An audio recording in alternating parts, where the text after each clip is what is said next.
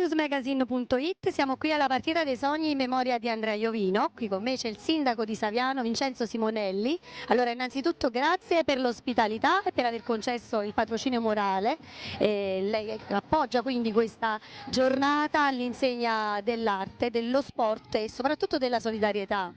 Certamente, noi siamo felici di aver partecipato, di aver contribuito a partecipare a questa festa in memoria di Andrea Iovino. Lo siamo doppiamente perché oltre al ricordo di Andrea noi abbiamo messo a disposizione la nostra struttura che fino a poco tempo fa non avevamo e grazie al lavoro di questa amministrazione è diventata oggi una struttura anche appetibile e quindi ne siamo doppiamente soddisfatti. Poi la mia è un'amministrazione sempre attenta ai valori della solidarietà, dell'inclusione, della vicinanza, perché crediamo che attraverso questi valori si migliora anche l'intera comunità.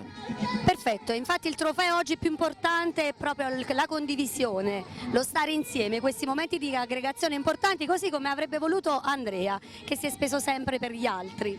Ma sono convinto che Andrea dall'alto ci guida, sarà felice di questo momento e noi contiamo di farne tanti altri ancora. Perfetto, facciamo un saluto a tutti i lettori di Street News Magazine. Sì, un saluto affettuoso a tutti quanti i lettori di Street News Magazine e con la speranza di rivederci presto per altre lodevoli iniziative. Sicuramente, grazie.